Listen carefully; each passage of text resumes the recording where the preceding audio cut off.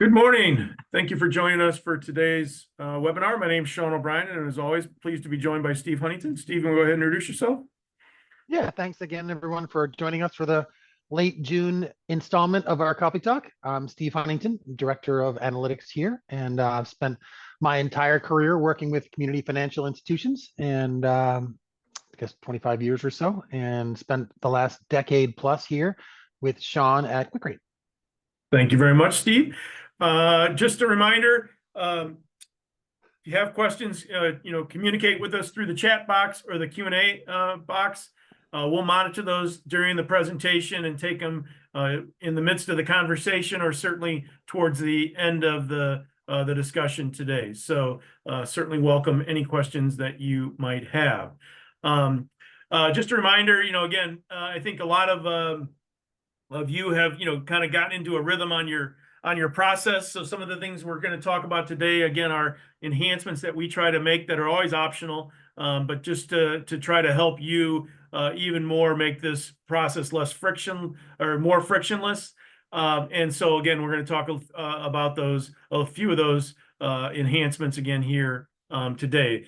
Certainly invite any suggestions as you think about your process in ways that we can, without altering how the tool calculates the reserve, just ways to try to make the routine and just the ongoing maintenance of tackling the reserve is as seamless as we can possibly make it. As we have over here the past few months, certainly going to start today again with just a few polling questions, just three really to get us started. The first one is, will you be traveling for the 4th of July? So just a simple yes or no response here. We need everyone to answer honestly, or we cannot move on with the presentation today. So please, participation. Exactly.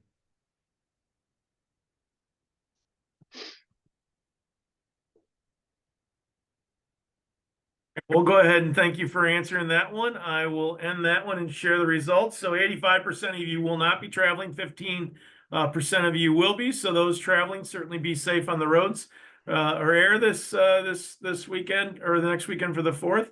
Appreciate you participating in the question. We'll go on to the next one. The second one is, what will you be cooking for your 4th of July celebration? Or I should have probably said, what will you be eating? Hot dogs, hamburgers, chicken, or other. We didn't put in a write-in ballot for other, but I will certainly be eating everything on this menu. Steve, what's multiple choice? I'm going with hot dogs, but yeah. probably all of the above would be an appropriate appropriate response. All right, so we'll give this one just another second or two.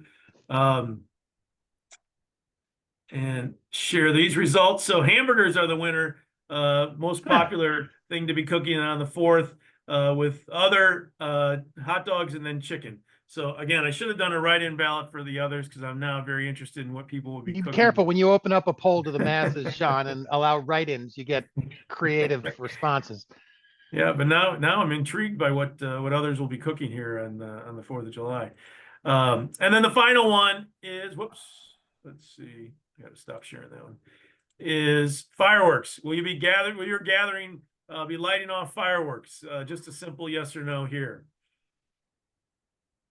I will be strongly. These days, there's nothing simple about yes or no, unfortunately, anymore. Yeah, I will not be personally lighting off fireworks. Many in our party will be. I guess that's how it will go at our house. Yeah, with my kids, I better be the one lighting them off, or we're all going to die. So, all right. Again, thank you for answering this one. 67% of you will not be lighting off fireworks. 33% of you will be. So okay. Thanks for participating in our polls this morning. Steve, any comments before we get moving? I could go on, but I won't. I digress. All right. So as we touched on, right? So today we want to just, with upcoming quarter end, getting ready to file our second quarter call reports, just remind you of some of the the enhancements that we've made to the tool, but also then just talk about updating a scenario as we get ready here to produce our second quarter call reports, and then shortly thereafter, obviously, begin work on our second quarter scenario. So, Steve, Yep. I'll let you talk about the enhancements. Again, I'm going to flash the optional note here. Again, everything we do doesn't impact the calculation. It's there just to hopefully provide a more frictionless process. But Steve, go ahead and take it from here. Yeah, we've gone over most of these in the past, or I believe almost all of them in the past at one point or another. We're gonna dive just a little bit into the automatic warm import for just a minute. We'll give that a little test drive and show you how it works currently on the tool, because that is available. We've had a little issue where some of you have been trying to use it since we implemented it a couple weeks ago and been having some issues with that, but that's all should be solved this weekend. But we'll walk through how that works. And the other ones we've gone through at one point or other, so I don't think we need to kind of dig too deeply into them. Yep, that sounds good. So again, this is one we touched on last month, but just wanted to dive into a little bit more with the ability to pre-populate your warms if we are calculating them, but also for all of our users, if you're calculating your own, some additional information that will be available to you. Steve? And that's exactly right. So for all of our users who we're calculating your warms for you, right now we provide you with that warm estimator spreadsheet, right? The Excel file that has all your loan data organized by segment with all the different warm methodologies that you can choose from. And then your goal is just to take that Excel file and type in all the numbers from it into the interactive tool. We had lots of requests from users to say, hey, can you guys automate that last piece of the process? So we're not trying to copy all these values from an Excel file over to the interactive tool. It would be more convenient to not have to do that. And we took that to heart. And so that was kind of the genesis of that additional option.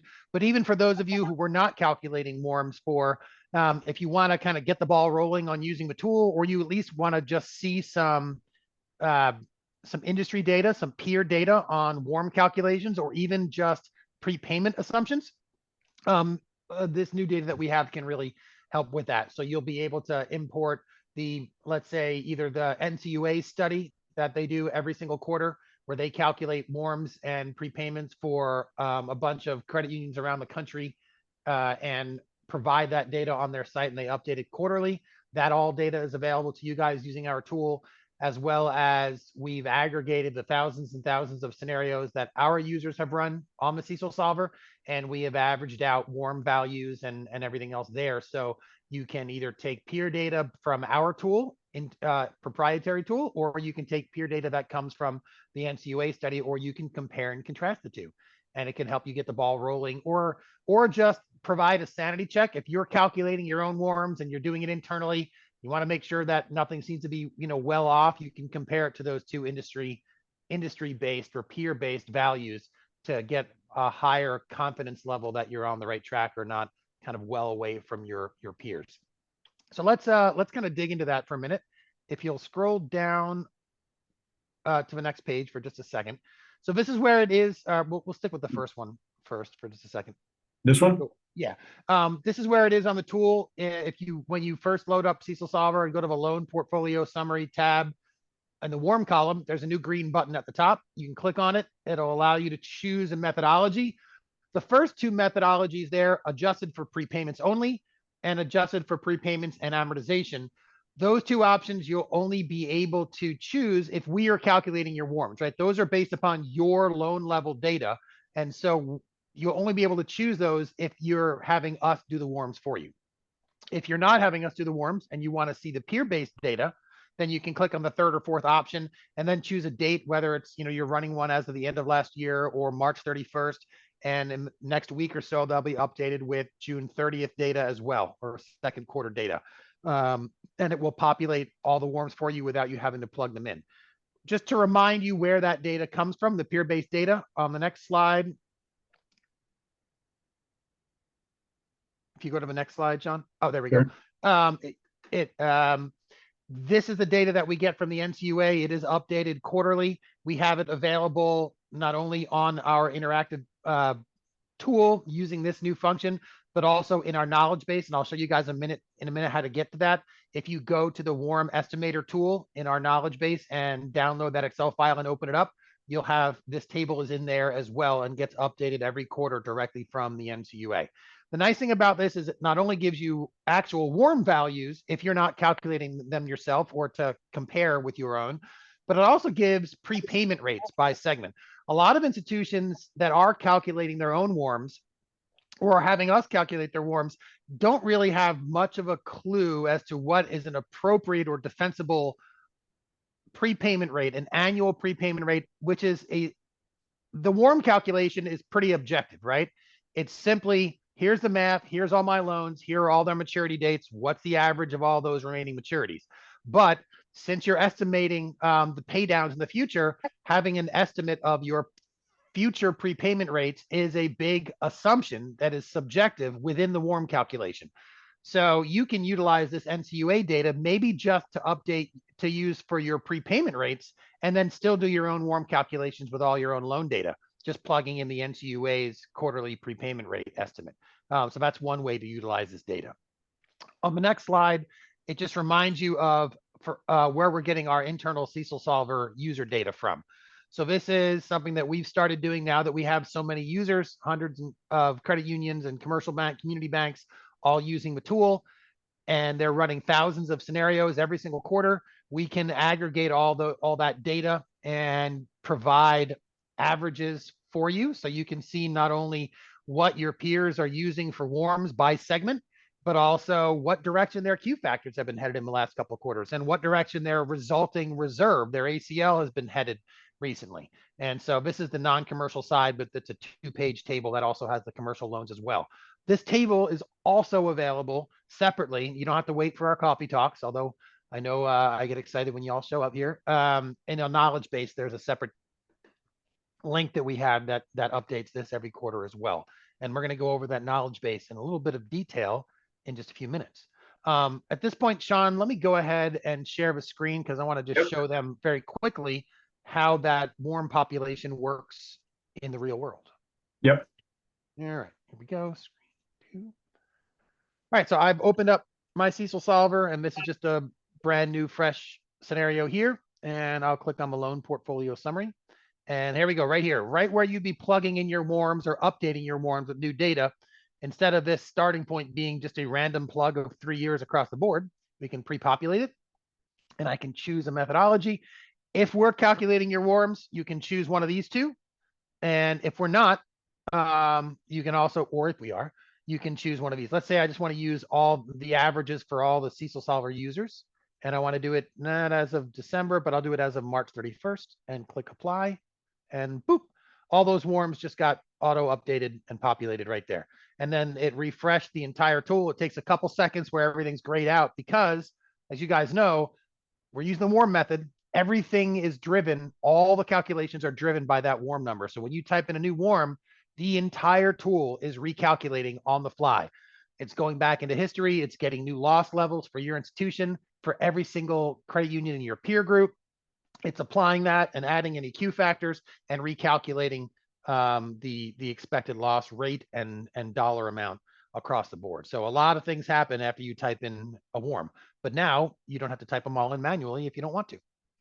And let me show you, because now is the point where we go, actually, we'll stick with my screen for now.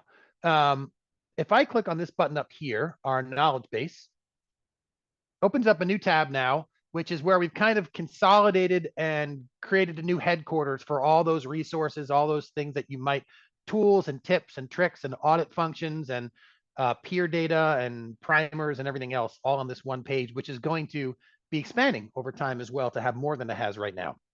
For example, as of next Monday, there's going to be a new resource right here, which is a list of all, we've had questions or requests from a lot of our users that say, hey, you know, we're doing another formal audit or evaluation of our reserve calculation.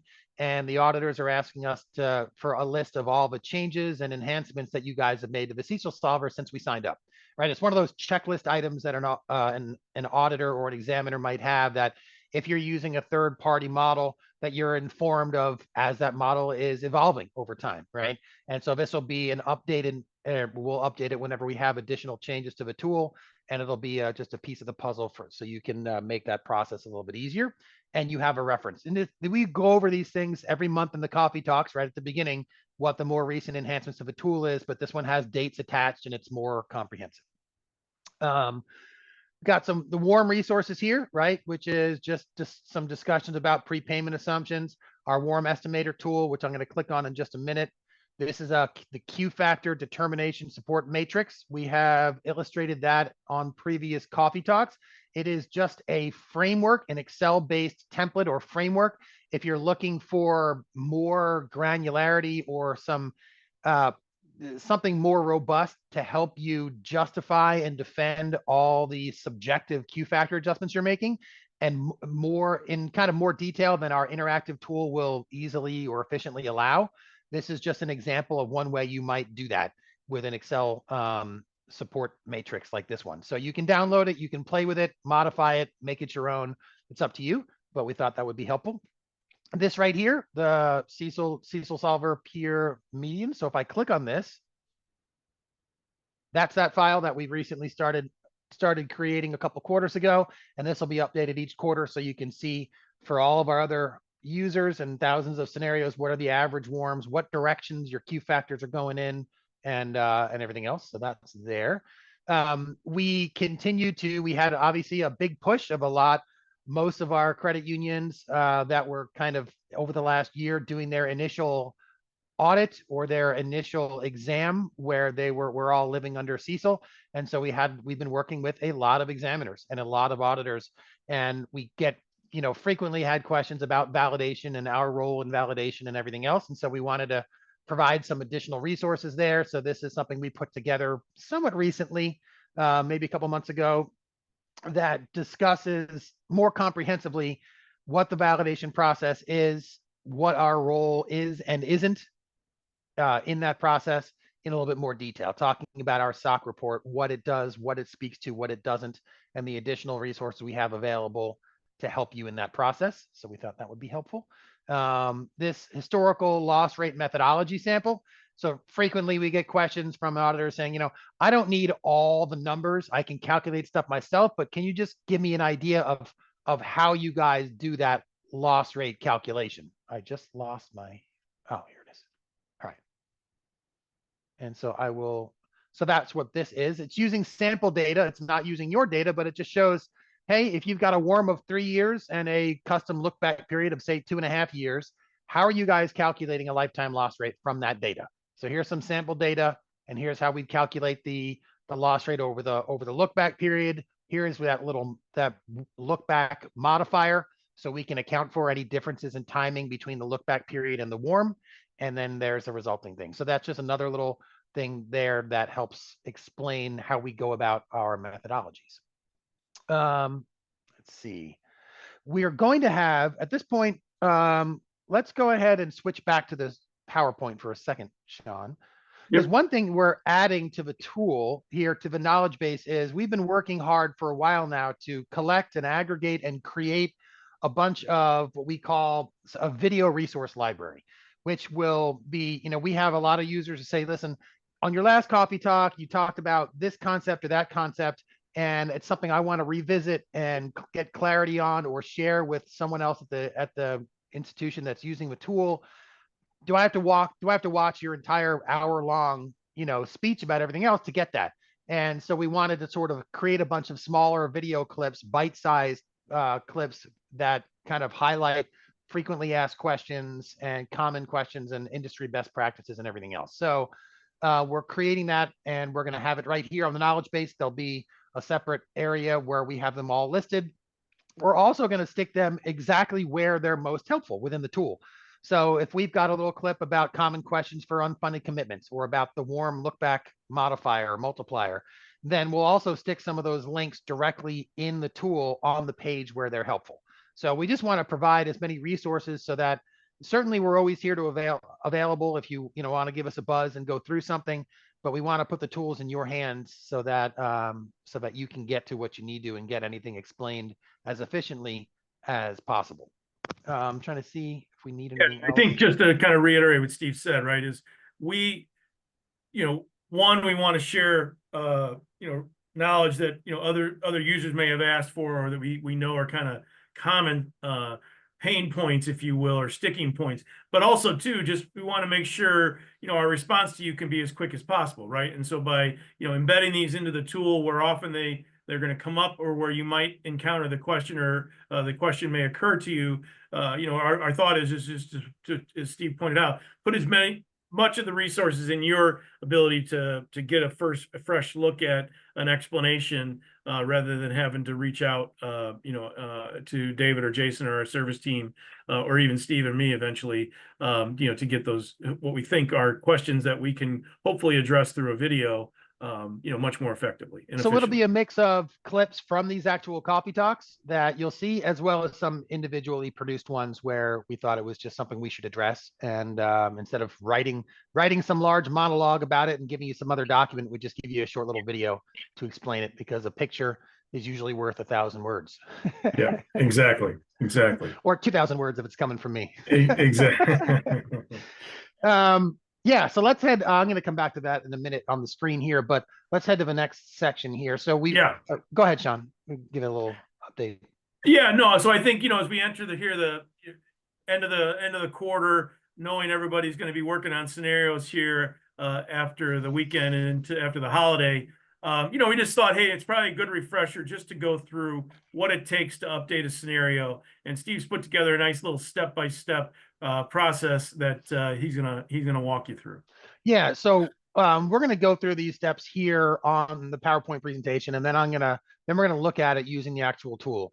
We've gone through these steps on Coffee Talks in the past, and we have a resource of a knowledge base that helps with it. But I added a little bit more color to each of the steps and a little bit more granularity, so that you have a good understanding as you're going through these, which things you need to do, and what order you should be doing them, and what you should be thinking about as you're updating the scenario. When we say updating, what I mean is each quarter, usually quarterly, when you are creating a new or updating a scenario, you don't need to create a new scenario, plug in all your Q factors again, and do all that from scratch. The idea is the tool is designed, you just pull up your scenario from last quarter and simply modify it, right?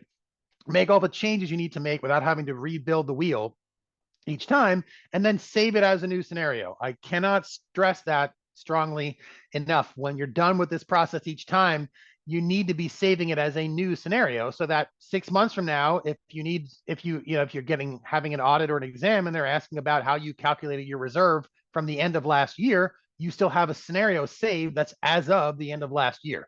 So they retain their historical integrity, right? But you still want to be able to update it with the next quarter and save it as a new scenario. So we'll go through the steps here, and then we'll share it on the screen. First step, obviously, is warms. So we get a question a lot: how often do I really need to be recalculating or updating my warms from scratch? For our users that we are calculating the warms for, we do it on a quarterly basis. We offer that service and provide it an optional service to do it quarterly, where we gather all your loan data and calculate your warms for you. If you're doing it on your own, quarterly is probably the best place to start. Even if you're an institution that runs the CECLSolver on a monthly basis and does some sort of intra quarterly or monthly updates to get an idea of where your provision might be at the end of the quarter, or for any other reason, running and completely recalculating your warms using the loan level data on a monthly basis is not a lot of juice for the squeeze, and probably overkill. And I wouldn't want you spending that time unless you had a very particular need for it. But if you're calculating your own warms and you're doing it quarterly and you're finding it somewhat burdensome, if you take a look at the last few quarters and see that you're finding very little, if any, real significant change in the warm calculations quarterly, you might be able to get by with just doing it semi-annually. Or maybe you do the entire calculation semi-annually, but each quarter you look at the NCUA prepayment data and just update your prepayment assumption. And so it changes the warm a little bit, but you're not pulling in all that loan data again. So there's lots of options for how often you calculate it, who's calculating it for you. But the first step is always to evaluate the warms and whether they need to be refreshed. Second step entering the current loan balances. So on the loan portfolio summary tab, again, I'll show this in just a minute. You're plugging in your current loan balances. That's the as of date for your calculation. That's when your reserve is being calculated as of. So it's the most important date in the entire tool is the current loan balance date. That is something that you can plug in manually. If you're running this before you've filled out your call report, you can still type in your let's say your June 30th balances from your GL. You can type them in next week, and then just make sure that you note that this is as of 6/30 pre-call report filing. If you're plugging in your dates or running a scenario as of a date where there is call report information, you don't have to plug in all your loan balances. If you choose a date from the top of the column, it'll auto update all your loan balances from that call report date. And I'll show you how that works in a minute. Best practice here to remember, if you're updating your current balances of the loans, you need to also be updating any adjustments or exclusions in the column, in the next column as well, right? Where reflecting any changes in balances for government guaranteed loans or forgivable loans or any loans that you're backing out of your reserve calculation because you have no risk, no credit risk. Third step, looking at the historical data, looking at your look back periods, updating them if you need to. If you're plugging in new WARMs, the tool automatically goes ahead and recalculates the look back periods for you to match those WARMs. That's our typical use case by a large margin. If you are plugging in custom look back periods, you'll want to go and set those custom look back periods and include more recent data if it exists, or if you're modifying them for, if you're not updating your WARMs and you're updating for the next month maybe, then we can show you how to go ahead and update the look back periods as well. And I'll show you that. Next slide, Sean. Next tab, next step is revisiting and potentially adjusting your Q factors. So a couple things I want to point out here that we've probably mentioned in the past, but from a conceptual standpoint, I think this is very important and sometimes confused or conflated and often overlooked. There is a significant interplay, a give and take, if you will, between your historical look back, right, your historical loss data and your Q factors. If you're, for example, if you're using a relatively long look back, like if you have a mortgage portfolio that's got a very long WARM and you're using a long look back period, you're more likely going to be capturing more loss data in the historical context if you're using a long look back. And as a result, you might have relatively lower Q factor adjustments than maybe some of your peers. This approach is going to have more emphasis on justifying the length of that look back period and maybe put somewhat less pressure on relying too heavily on your Q factors to build a conservative ACL value, right? Conversely, and this is more common, if you have a relatively short look back period and you've experienced very little in the way of losses in recent years, which is super common, then you're probably relying almost solely on your Q factors to make up the vast majority of your ACL. That is par for the course right now. That's no different than we were dealing with the old ALLL, right? Recent loss history, pretty clean. All right, I guess my reserve is going to be almost all Q factors. That puts a huge emphasis on defending those Q factors. So you have options here. You have flexibility. Do you want to increase your look back period to try to maybe capture some more historical losses so you're not relying solely on Q factors? It's neither option is right or wrong, as I mentioned there.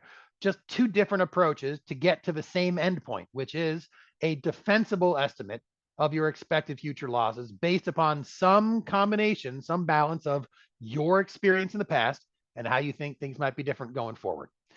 Food for thought. Have you recently had a future, that can't happen. Have you recently had an expected loss become part of your loss history? Have you experienced a charge-off that you were anticipating, is what I'm saying. Have you now gone back into your CECLSolver and noticed that, wow, the required or the ACL that it's telling me I need is a lot higher all of a sudden? That is not necessarily something that you need, that is the case.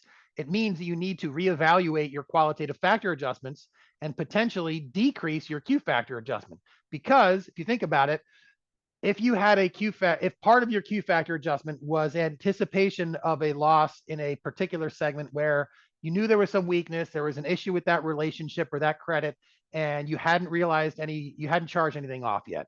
So last quarter, when you had your Q factors, you had a relatively higher Q factor for that segment because you were expecting a potential loss there.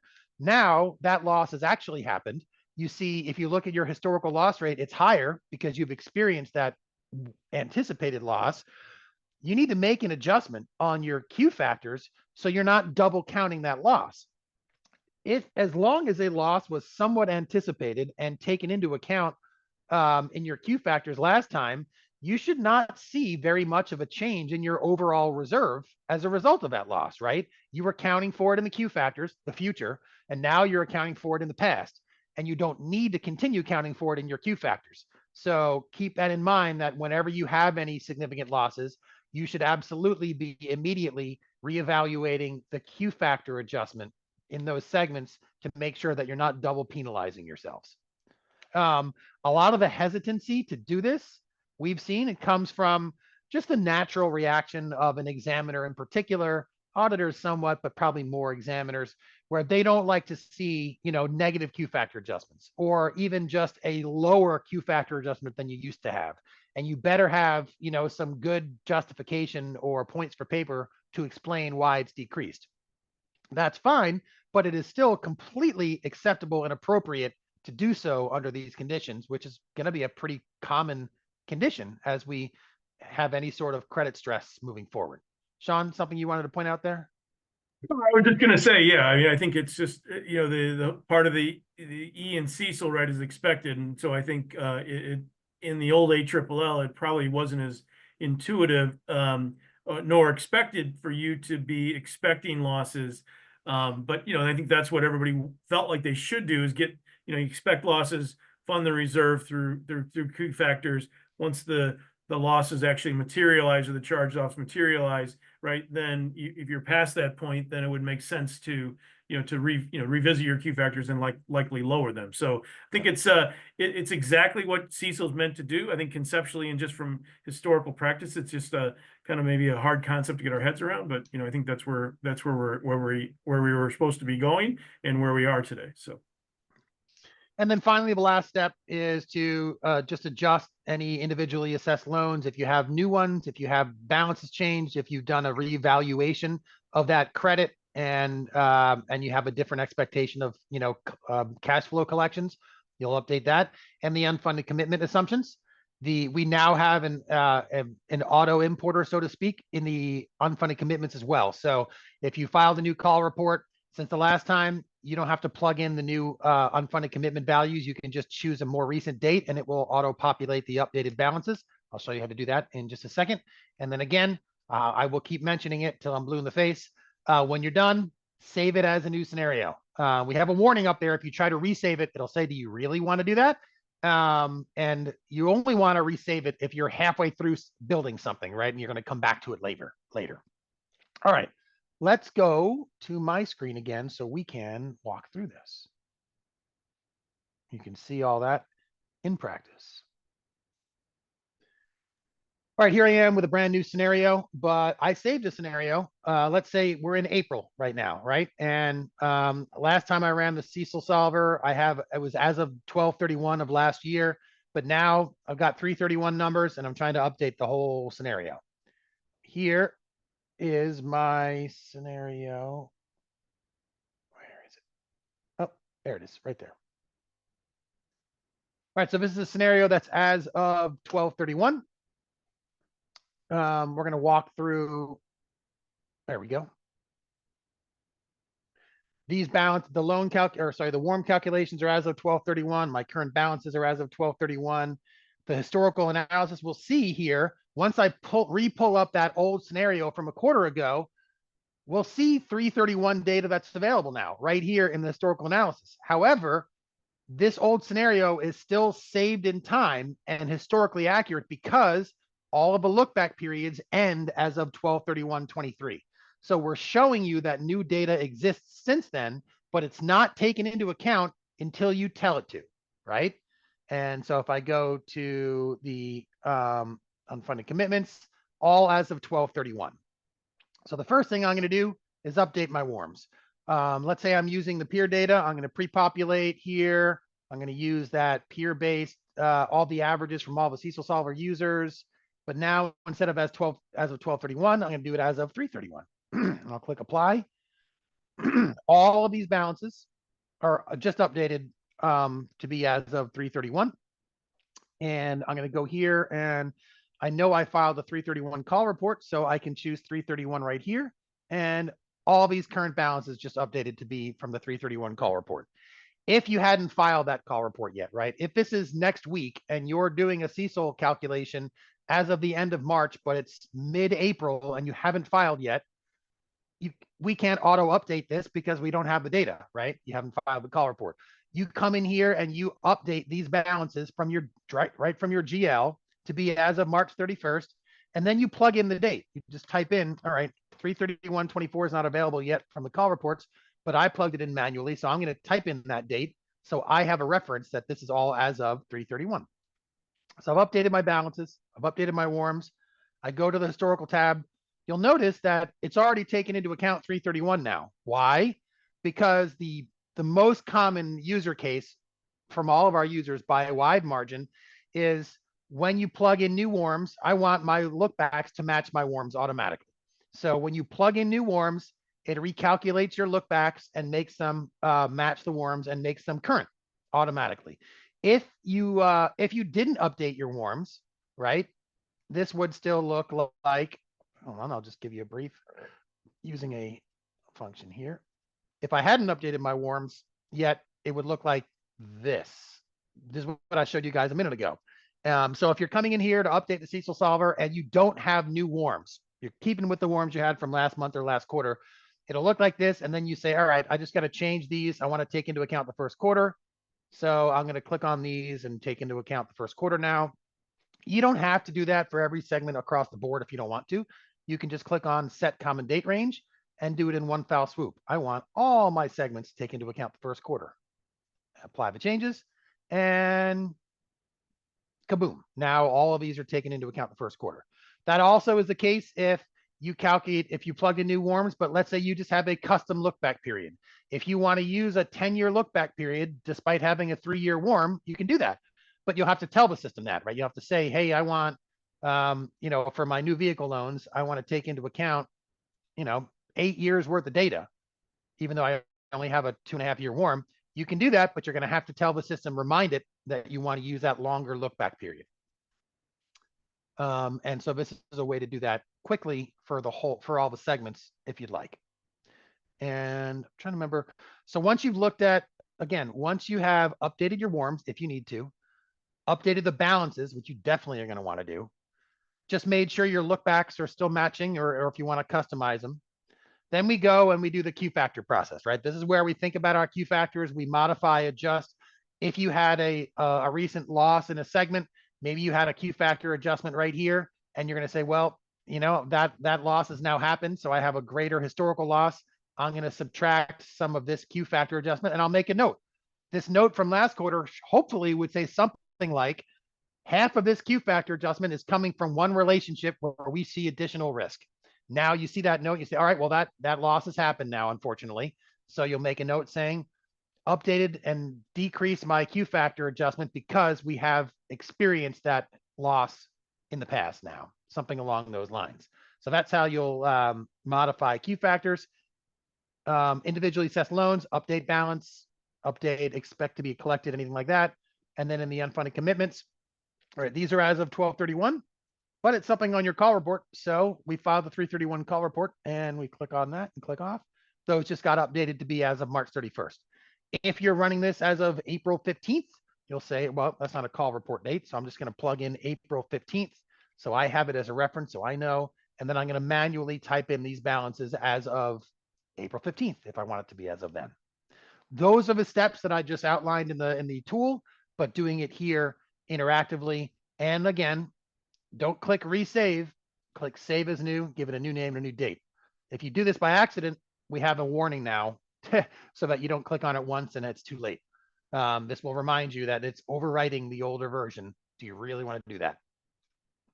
And that's pretty much the whole kit and caboodle for walking step by step through updating the tool or updating the scenario on an incremental basis.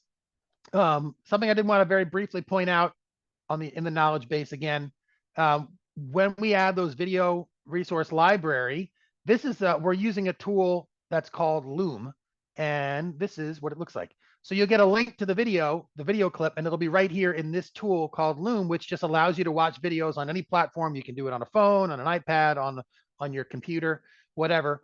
And not only does it have the video clip, but it's got a nice little summary most of the time, and it has an entire transcript, which is really cool. So if I'm talking too fast for you, or my accent is getting anybody, you can, or you just want to copy some text from what we're talking about, you can follow along what we're saying in the video right here in the transcript. You can actually, if you really want to, you can even leave a comment or a note or a question about something in this video resource, and we'll get those as well. So it's a neat tool where we can kind of accumulate these snippets and present them to you guys when and where you need them throughout the tool. Sean, anything I missed in all that?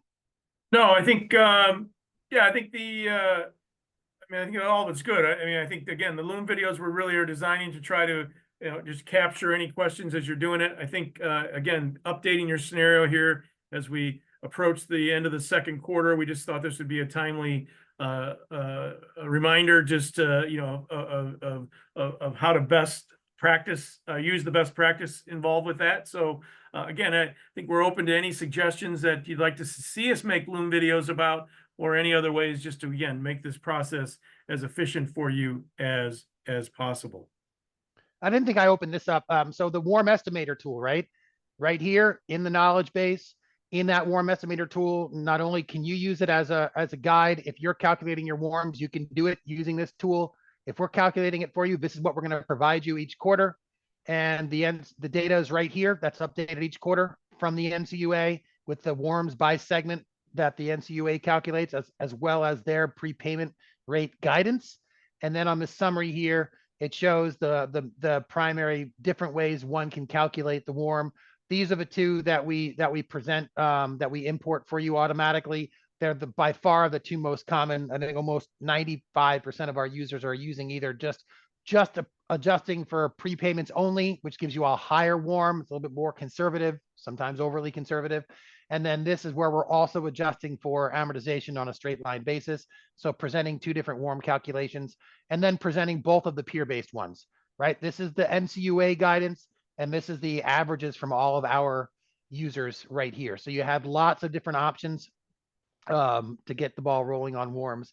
And if you need that data, there's multiple ways to get it, including just opening up this spreadsheet and quarterly and taking a look right there. Thank you, Steve. I'm going to steal back the presentation here from you. Okay. All right. So again, just a reminder, Steve touched on the common date range. And then, certainly if you have any questions about what we've just discussed or anything in general, just go ahead and submit those now. We'll certainly take those. Just a reminder, now it'll be much more prevalent in the knowledge base, but the idea was we were having a lot of interest in old presentations, or we were referencing them for questions, and so those are still available, but now again, just much more prominently available for you to, access at your convenience. We will be back at the end of July with another edition of Coffee Talks. Let me see if we did have any questions come in here. Would it be possible to upload our Aries and have your system automatically calculate the look back period? Not well. That's our warm calculation service, pretty much. Yeah. Which means so there's an optional service that you guys can subscribe to, which is a little bit extra money, where we'll take all that low level data from you from the Aries, and we have someone who will work with it manually with that data with you, organize it by call report segments, do all the calculations, present the warms to you in that Excel file, and auto upload them to the tool. So that's that additional service. But since it means we need to have a secure connection to your loan data, do all that cleanup. As you know, at the loan level, there's always messy data like missing maturity dates in the past. It's a very labor intensive process for us, which is why it's a separate little thing. But we can certainly talk with you about getting you on board for that. I would say, what percent do you think over half of our users? Yeah, over half. Yeah, over half of all of our hundreds of users use our warm estimator option.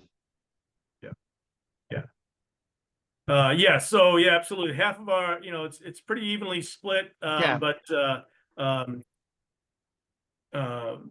yeah, as Steve mentioned, right, there's an additional service, but again, we did it just to try to make an opportunity to try to, eliminate any friction in the process. Honestly, when we first started with the CECLSolver, we were kind of hoping that that your core processors would have a little button you could click or a quick report you could run that would give you worms that were appropriate for CECL. That was a poor assumption for us to make, so we decided we needed to offer it instead. Yeah. Actually, I should. Oops, let me go back to this one. Dennis, I will. Yes, I will get you my email. Let's see. I think that's all the questions we have. Actually, there was a question that came in for my email. I'll just go ahead and give it over the live. It's Sean SHAWN.O'Brien OBRIEN @quickrate.com. Nope. Oh wait. Oh, that's the other. I thought that was you. I was like, that's not your email address, Sean. Yeah. No. All right. Steve, anything else before we let everybody go? Let me see. There's another question that came in. Let me make sure I got to it. Yes. All right. Thank you. We'll reach out to you regarding the Aries file. Steve, anything else before we let everybody get to their weekend? No, I want everyone to enjoy their 4th of July, and we'll come back at you next month with some fresh takes. Fantastic. Well, thanks everybody for joining us today. We hope you have a happy and safe 4th of July, and we will look forward to hearing from you again at the end of next month. Thanks so much. Have a great weekend. Thanks, everyone. Thanks, everybody.